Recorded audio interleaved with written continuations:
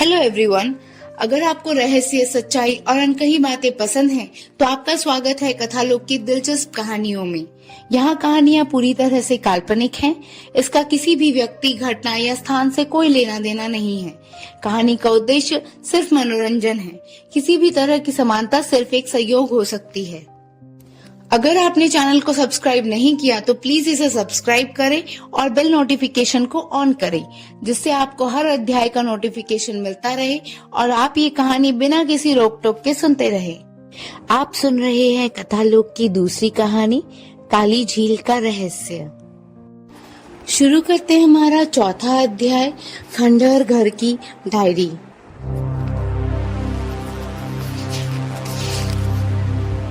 रामगढ़ की काली झील पर रात अब पूरी तरह उतर चुकी थी।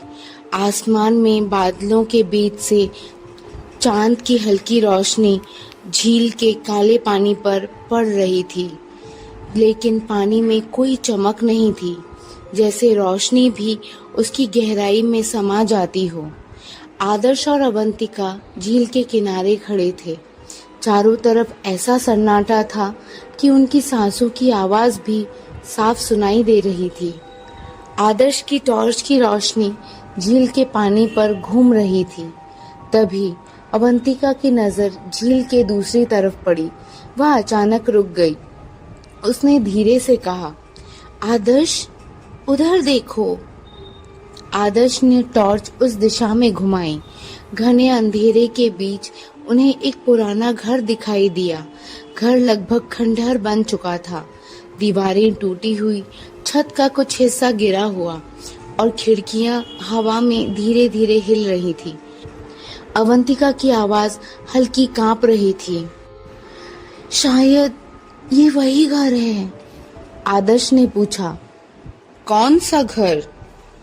अवंतिका बोली, यही वह घर है जहाँ वह परिवार रहता था, जो कई साल पहले अचानक गायब हो गया था। आदर्श की आंखों में उत्सुकता चमक उठी। तो असली कहानी यहीं से शुरू हुई थी। दोनों सावधानी से उस घर की तरफ बढ़ने लगे। जैसे जैसे वे पास पहुंच रहे थे, हवा और ठंडी होती जा रही थी। घर के पास पहुंचते ही अचानक एक तेज हवा का झोंका आया।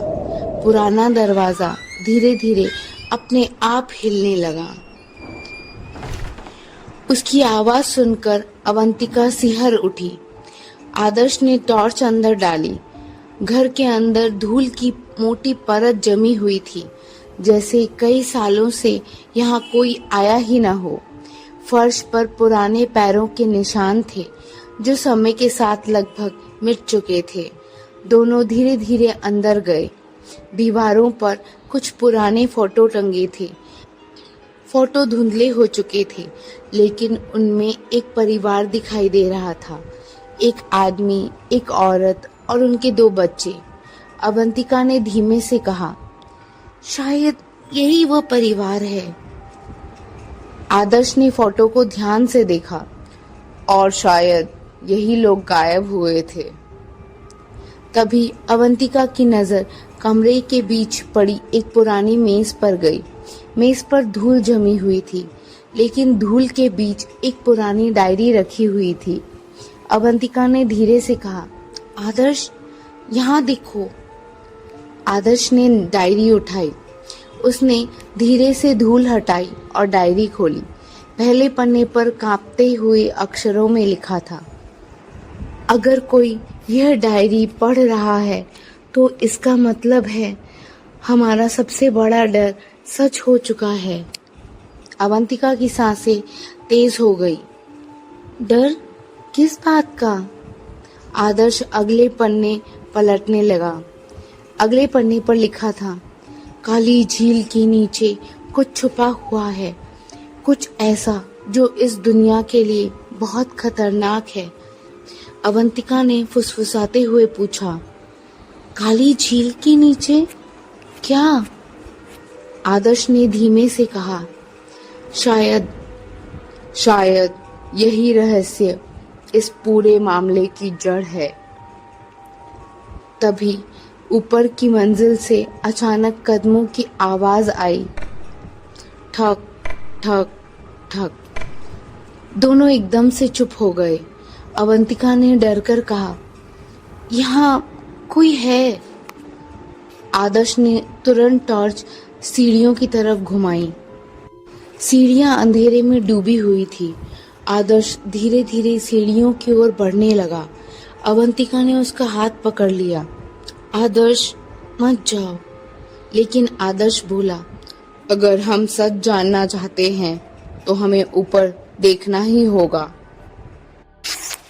जैसे ही आदर्श सीढ़ियों के पास पहुंचा, उसे ऊपर एक परछाई हिलती हुई दिखाई दी।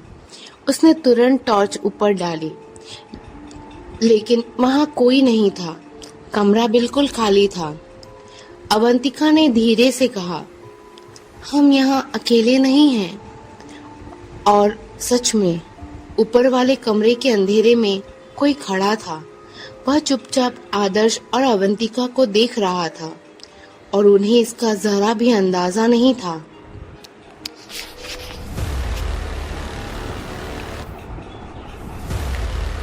क्या आदर्श और अवंतिका जान पाएंगे उस परिवार के अचानक गायब होने का राज?